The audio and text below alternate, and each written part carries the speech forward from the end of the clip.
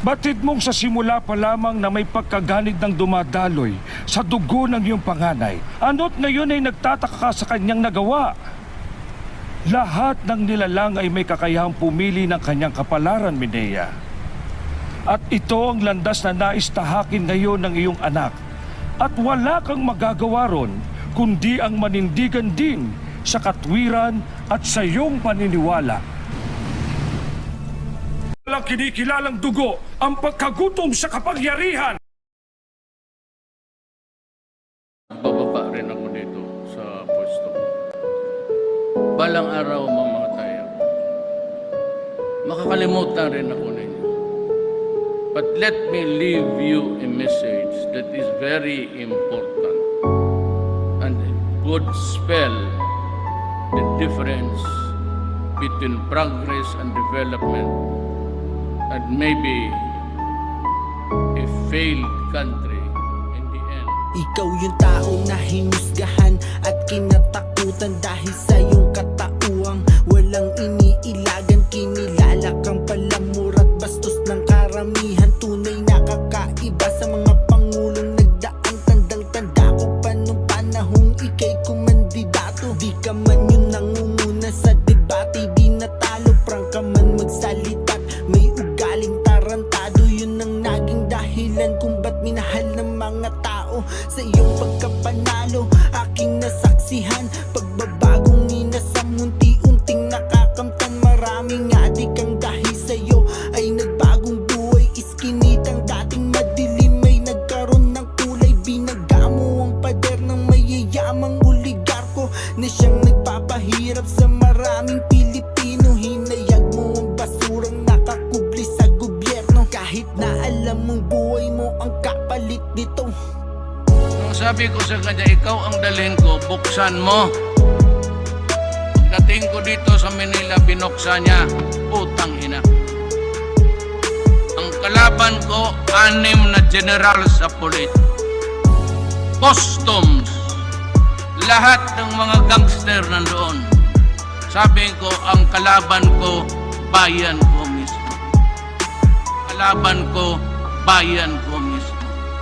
At sa iyong panunungkulan ay di inaasahan. Sa bayan ng Marawi, sumiklab ang digmaan. Mahigit 5 buwan, walang tigil ang putukan. Samot-saring hinagpis, maririnig sa pahayagan. Maraming nawalan ng mahal nila sa buhay. Kristiyano at Muslim, mga sundalong namatay. Kaya't labag man sa loob, pumirma ka't ipinasa. Buong Maguindanao sa martial law ay dineklara. Kasabay ng desisyon na gumulantang sa lahat.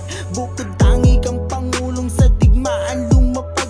Handang magbuwis ng buhay, katapangay pinamalas. Dahil sa iyong ginawa, saludo ang buong Pinas. At pagkatapos ng digmaan, muli mong ibinangon ang bayan ng Marawi. Ito na siya ngayon, tila ba hindi winasak ng digmaang nagdaan. Salamat po Tatay Digong, di mo sila pinabayaan. Ano ang dapat abangan ng ating mga kababayan at ano po yung mga maipagmamalaki yung legacy ng Duterte administration? Nothing. All I want the people is to just look around. Ito, ganito. Hindi ko ipagyabang. Una-una, hindi ko ito pera. That's not my money. All I would just say is that we built and that's all. I will not crow about it in public.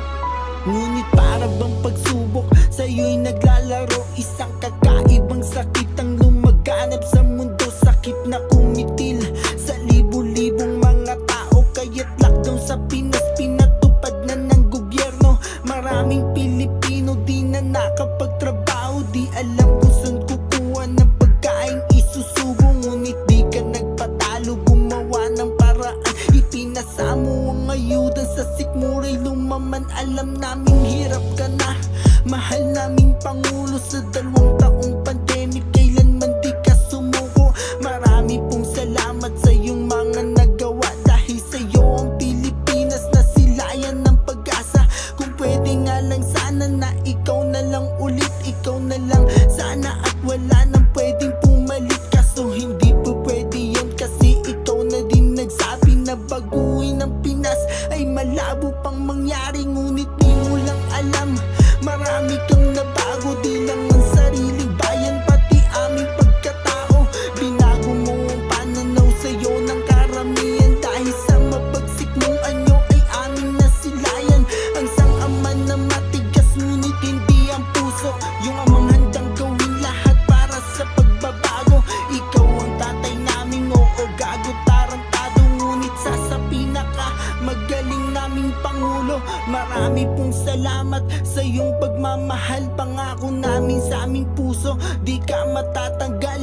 Marami pong salamat sa iyong pagmamahal, pangako namin sa aming puso, di ka matatanggal. Go ahead and file the case. Wala akong problema. I can rot in prison for my country. Yan ang magagawa. I am not a Filipino for nothing. Baski ganito lang kami kapobre, puta, wag do not fuck with our dignity.